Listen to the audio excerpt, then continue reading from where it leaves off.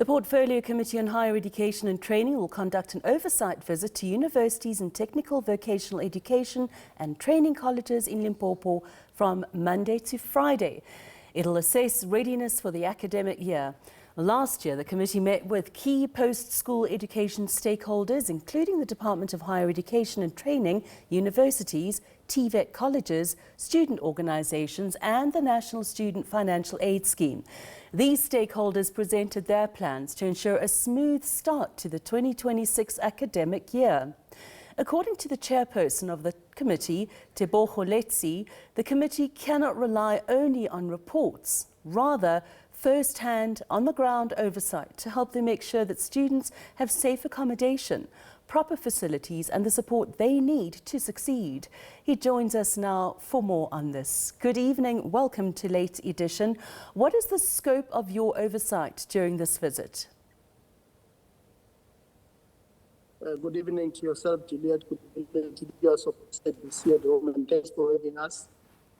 We are quite correct that we are in Limpopo, and I apologize if my network is a bit bad, but we are here to check, as you correctly said, that on the 26th of November, we did have a conversation with all stakeholders in the sector to give us, or who told us that they are ready for the academic year 2026. So we are here in two colleges, one CET college, one or two SETA-funded programs to check if indeed what the department, the ministry, USAF, SAUS, SAFETA, SACPO told us in the meeting that they are ready for the academic year tomorrow. We are visiting University of Venda on Tuesday. We are visiting University of Limpopo. On Wednesday, we are visiting Capricorn TVET College, and Thursday we are at Letaba, and in between the two TVET colleges we are going to visit CET College and SETA-funded programs there.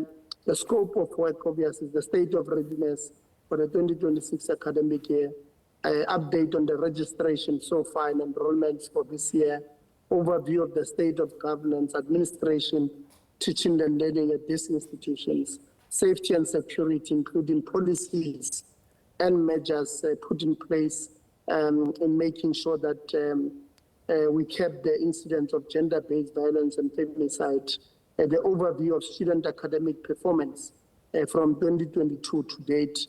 We want to look at the dropout rate and the throughput rate, causes and measures put in place to address those, funding for students in 2026 academic year, overview of student accommodation, the number of beds they have, the cost of each beds, of each cheapest and most expensive bed, and an overview of the infrastructure development. So we are doing quite a number of, we are looking at a number of things, right, and then we are here for the whole week. Tebogo, I'm just going to interject there. You mentioned accommodation, and that was actually my next question. There are TVET colleges in some villages in parts of the country. How safe is accommodation and the arrangements for students enrolling in those institutions? Not only at TVET colleges. You'll remember that there were at least 3 incidences at university-owned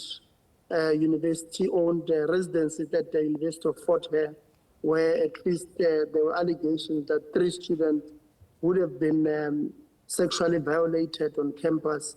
At Nelson Mandela University, there were incidences of sexual harassment, that would have led to one student taking their own lives. So it's not only at TVET colleges. That is why we've put it here, that student accommodation must be safe.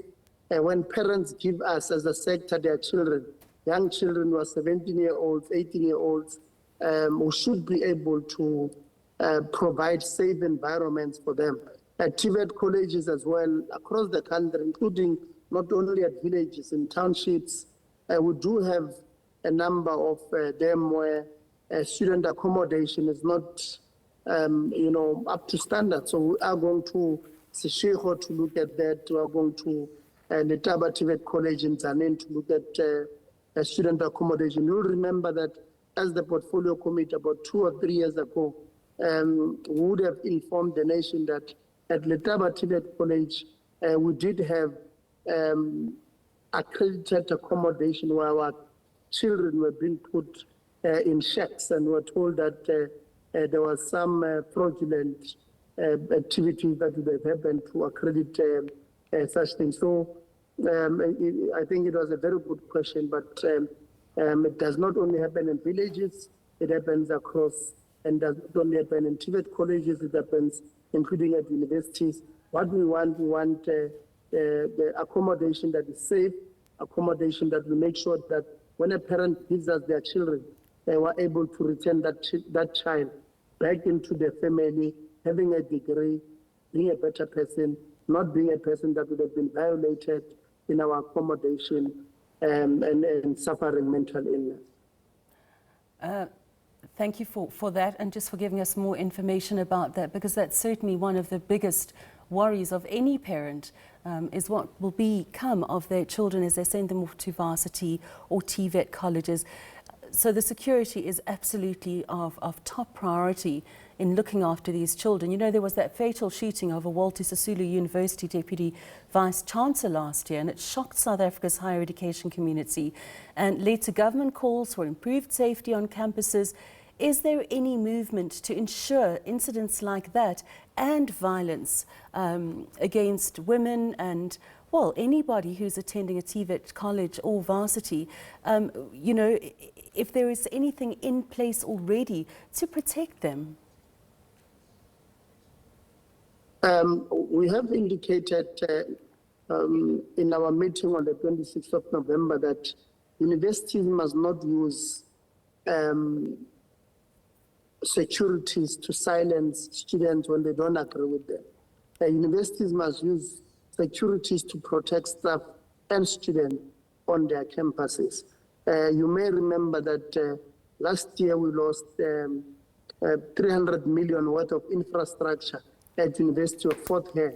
You know, when we were supposed to have security on campus, we had a number of rape incidences, and our conversation with Saus, with Yusuf, would have given us an indication, with the department and the ministry have given us an indication that they've put something together. That is why we're here. We are an oversight body. We're here to check. Tomorrow when we're list of vendor, we're here to check if indeed what they told us, we'll be able to see there. We'll be able to see accommodation that is, you know, safe, accommodation that has better blue swim facilities, accommodation that can house our people with dignity. So that is what we're here to look to see. And then next week we're also in the Eastern Cape to look to do the same. Yes. So our job is to get what they are saying and then compare with what we see on the ground. So possibly at the end of the week we should be able to give you a feedback as to whether what they claim that will be on the ground is on the ground or not. I so appreciate your time this evening, and that was the chairperson of the committee, Tebogo Letsie. That's the Portfolio Committee on Higher Education and Training, conducting an oversight visit to universities and technical vocational education and training colleges in Limpopo this week.